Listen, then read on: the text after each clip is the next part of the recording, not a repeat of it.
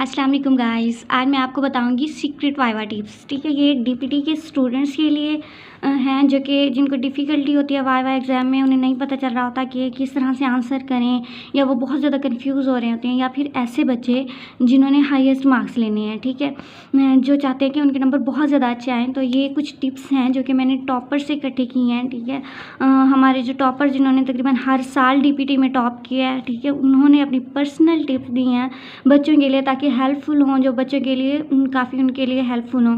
तो मैं आपको आज ऐसी टिप्स बताने लगी हूँ, अगर आप इनको फॉलो करेंगे तो ना सिर्फ आप वाइवा पास कर लेंगे बल्कि बहुत अच्छे मार्क्स भी गेन कर लेंगे इंशाल्लाह।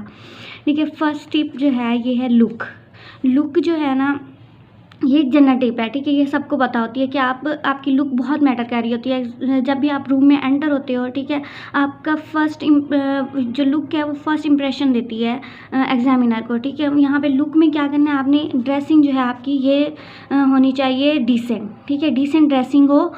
तो इसके अलावा बाल जो हैं वो खुले हुए ना हों। उसके अलावा जो है आपके नेल्स, ठीक है, नेल्स जो हैं बढ़े हुए ना हों, क्योंकि कुछ एग्जामिनर, मैंने खुद एक्सपीरियंस किया, कुछ एग्जामिनर ऐसे होते हैं अगर नेल बढ़े हुए हैं तो वो कहते हैं कि जाए अपने नेल काट के आए, नहीं तो हमने 5 नंबर काट लेते हैं। वो बहुत गुस्सा करते हैं इस चीज़ से कि नेल बढ़े हुए ना हों, क्योंकि आप फिजियोथेरेपिस्ट हो, आपने एक्सरसाइज करानी है, तो वो जो नेल्स हैं वो बॉडी को लगने हैं, टच होने हैं पेशेंट की, तो ये चीज़ अच्छी नहीं लगती। तो इस वजह से एग्जामिनर कहते हैं कि आपके नेल बढ़े हुए ना हों। उसके अलावा आपने दुपट्टा बहुत अच्छे से कैरी किया हुआ हो, ठीक है, लहराता हुआ ना हो, क्योंकि अगर फीमेल है तो वो इस चीज़ को बहुत नोट करती है कि भाई जिसने अपना दुपट्टा नहीं अच्छे से कैरी किया हुआ तो वो उसने वाइवा की तैयारी क्या होनी है। ठीक है, लुक पे बहुत आपने ध्यान रखना है। सेकंड चीज़ है कॉन्फिडेंस। आपका कॉन्फिडेंस वाइवा में बहुत ज़्यादा मैटर कर रहे होते हैं। कुछ स्टूडेंट्स ऐसी होती हैं जो कि इतनी कंफ्यूज होती हैं, उनके हाथ काँप रहे होते हैं, ठीक है, पाँव काँप रहे होते हैं, उसके अलावा आवाज़ काँप रही होती है। तो एग्जामिनर बहुत ज़्यादा गुस्सा करते हैं इस बात पे कि आप मतलब नॉलेज ही नहीं है तुम लोगों के पास, जो इतने डरे हुए आ रहे हो। तो इस चीज़ का खास ख्याल रखना है। अगर आपने कुछ भी नहीं पढ़ा हुआ लेकिन आपका कॉन्फिडेंस इतना होना चाहिए कि एग्जामिनर को लगे कि आपने बहुत कुछ पढ़ा हुआ है और आपकी तैयारी बहुत अच्छी है। ठीक है, फॉर एग्जाम्पल अगर आपके काँप रहे हैं, हाथ काँप रहे हैं, तो एग्जामिनर को ना शो कराओ ये चीज़। ठीक है, आपकी बॉडी लैंग्वेज इस तरह की होनी चाहिए कि एग्जामिनर को लगे कि बच्चा पढ़ के आया हुआ है कुछ। ठीक है, तीसरी चीज़ है focus on first question of examiner. अब फोकस करने का क्या मतलब है, कुछ बच्चे होते हैं जाके ना जैसे एग्जामिनर क्वेश्चन करता है, ठीक है, उसको फ़ौरन से आंसर करना स्टार्ट कर देते हैं।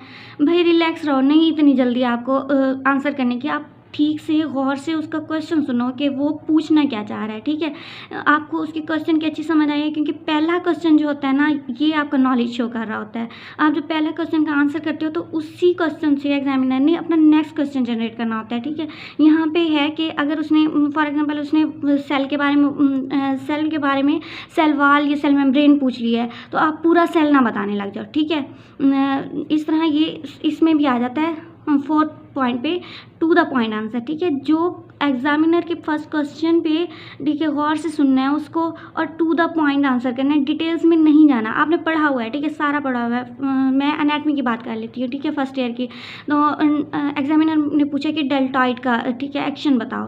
तो डेल्टॉइड का एक्शन पूछा है तो आप एक्शन बताओ। ठीक है, कोई ज़रूरत नहीं है आपको ज़्यादा ओवर एफिशिएंट बनने की। आपको एक्शन पूछा है, एक्शन बताओ। वहाँ पे ब्लड सप्लाई, उसके अटैचमेंट या उसके साथ ट्रेपीजियस है, ये है वो है, डिटेल्स में ना जाओ, क्योंकि अगर जब आप डिटेल में जाते हो तो वो भी एग्जामिनर भी आपको फंसाने की कोशिश करता है। जब आप डीप जाओगे तो वो भी डीप लेके जाएगा। और फिर अगर आपने डिटेल्स बतानी है तो फिर मतलब तैयार रहो अपने अगले क्वेश्चन के लिए कि आपने आंसर करना है। इसलिए कोशिश करो कि टू द पॉइंट आंसर दो, जो चीज़ उसने पूछी है वो उसको बता दो। ठीक है, नेक्स्ट है काम एंड पोलाइट।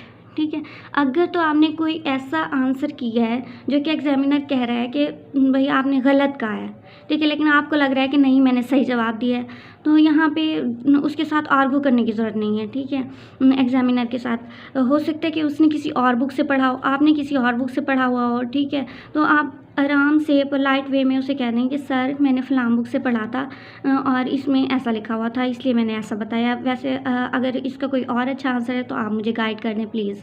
ठीक है, इस तरह आप उसे आराम से तमीज़ से कहें तो एक अच्छा इंप्रेशन पड़ता है। ठीक है, लड़ने की, आर्गू करने की ज़रूरत नहीं है, ये इंप्रेशन ख़राब करेगा और एग्जामिनर गुस्से में आके ना आपके मार्क्स काट सकते हैं।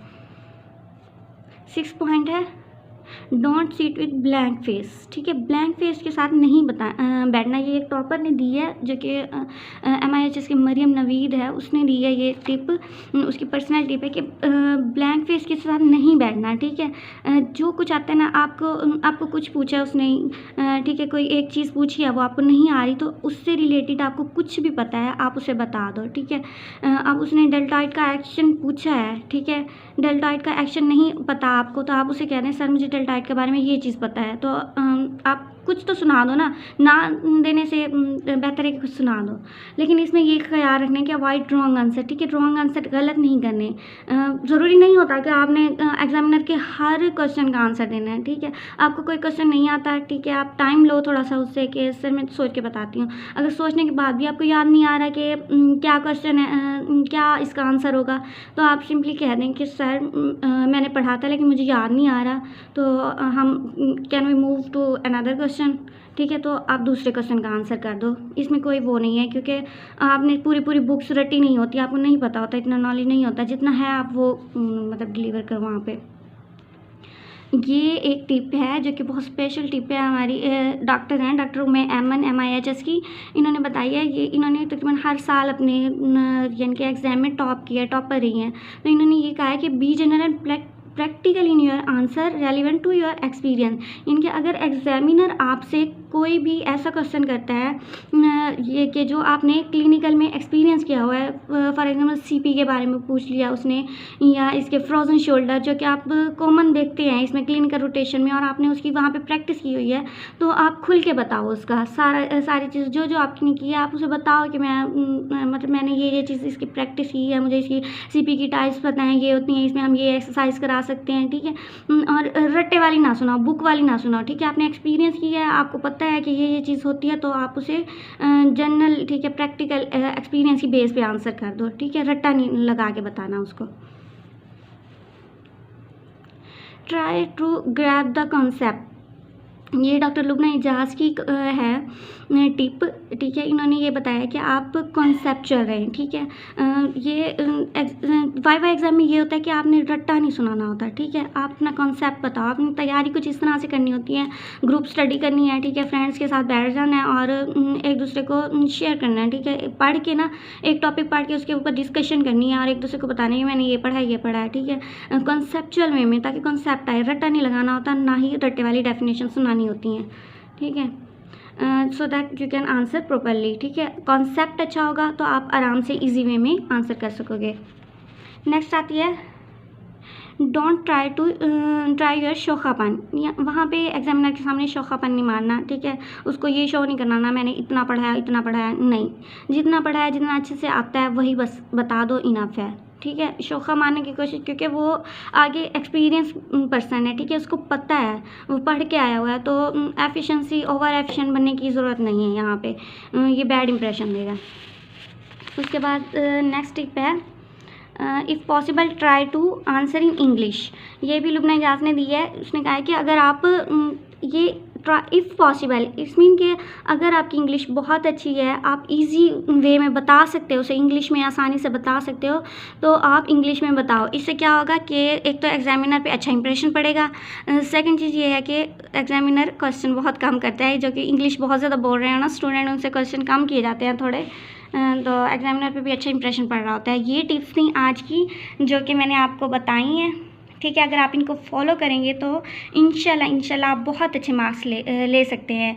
अगर आपको मेरी टिप्स अच्छी लगी हैं तो प्लीज़ मुझे कमेंट करके बताएं, और अगर आप किसी सब्जेक्ट रिलेटेड आपको कोई इशू है वाइवा एग्ज़ाम में कि किस सब्जेक्ट की तैयारी किस तरह से करें, तो वो आप विदाउट हेसिटेशन मुझे बता सकते हैं, मैं उस पर भी आपको बता दूँगी कि आप किस सब्जेक्ट की किस तरह से तैयारी कर सकते हैं। Best of luck for your viva exam. Thank you.